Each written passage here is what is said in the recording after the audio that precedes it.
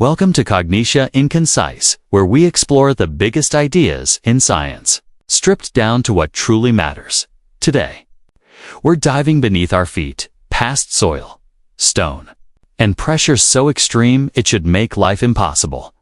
We've discovered a new planet, a world home to octillions of the most extreme beings ever found, living in a landscape so hostile it sounds like science fiction.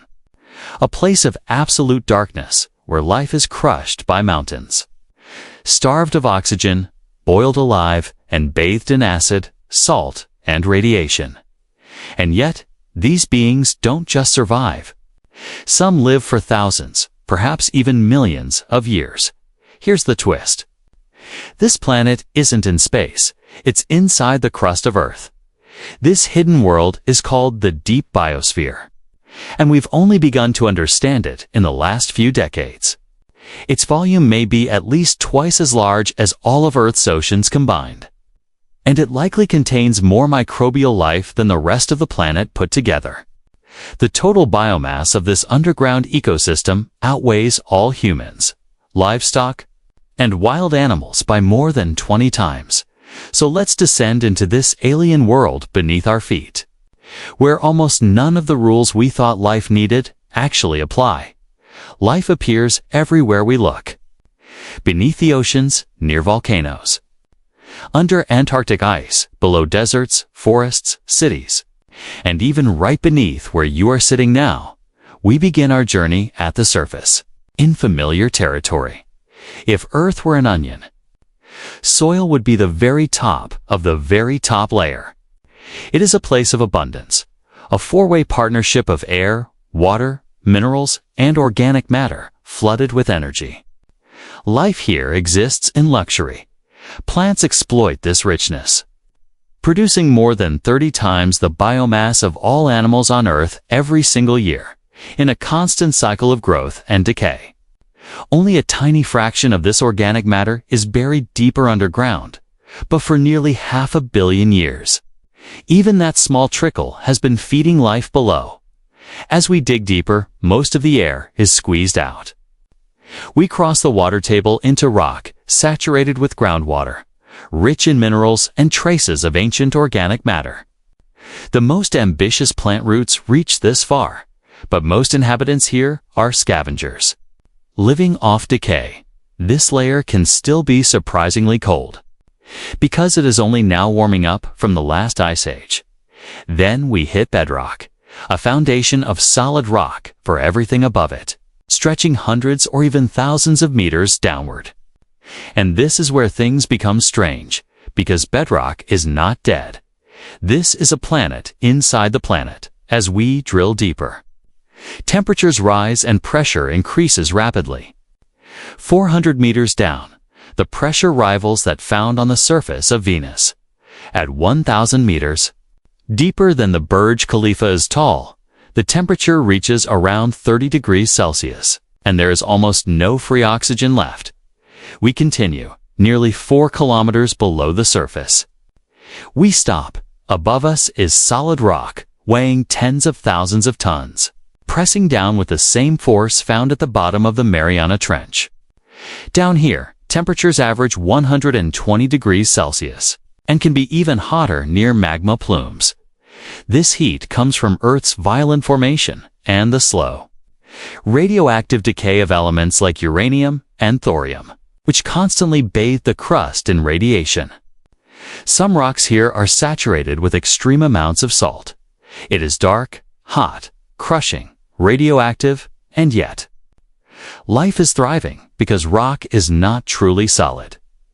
When we zoom in, we find that it is riddled with cracks, pores, and microscopic voids filled with water. Sandstone, limestone, and basalt can be up to 40% empty space. Even dense rocks, like granite, fracture under pressure. Together, these spaces form a planet-spanning system of microcaves, creating free real estate for life. And this world is constantly moving, just as air currents create weather above ground. Rocks mix and shift below, creating rock weather. Continents grind together with the energy of millions of nuclear weapons, but as slowly as fingernails grow. Earthquakes rip open new fractures and seal others forever, constantly reshaping habitats. In this hot, moving pressure cooker, minerals are forged. Molecules are destroyed and rebuilt. And chemistry never stops. Scientists estimate that octillions of microbes live down here. They are the ultimate survivors. Some live entirely alone, like the bacterium Desulfuratus adaxiator. It feeds on carbon and sulfur pulled directly from rock, forming its own self-contained ecosystem. When conditions become unbearable, it performs an astonishing trick. It kills itself to survive. It forms an endospore. It's a cell inside a cell, shedding water and shutting down completely. In this state, it can drift in suspended animation for thousands of years. Waiting for better conditions, other microbes prefer company. Archaea, such as Ultiarchaeum hemiconexum, have double membranes, reinforced with strange materials that protect them from extreme pressure and heat.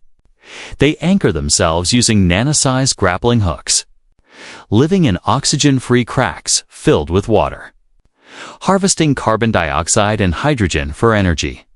Some microbes go even further, forming tightly knit communities called consortia. They wrap themselves in a thin biofilm that shields them from the environment. Each species specializes in one task. One eats methane and releases electrons. Another consumes those electrons to transform sulfate. Another feeds on the byproducts. Together, they turn poison into survival. But energy is brutally scarce down here. So life plays the long game. Microbes in the deep biosphere have metabolisms up to 1 million times slower than surface life.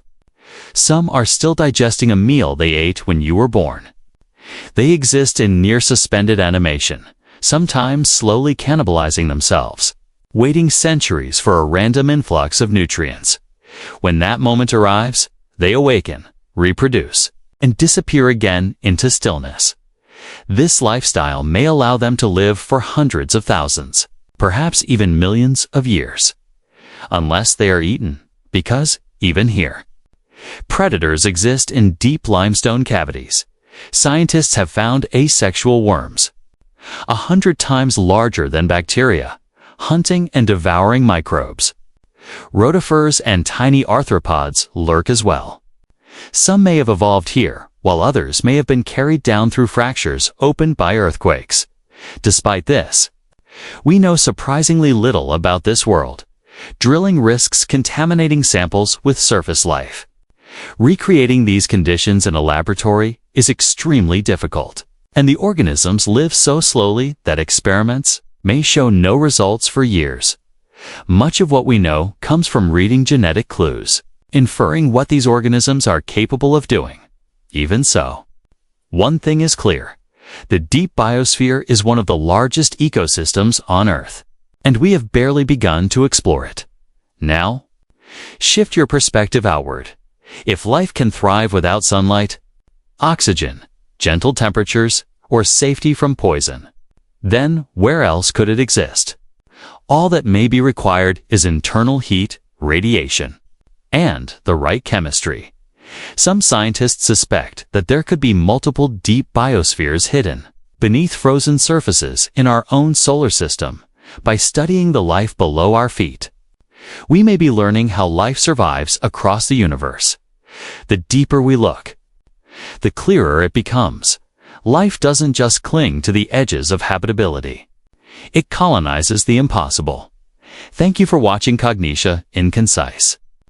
If you enjoyed this exploration, subscribe for more clear, focused journeys into the strangest ideas in science.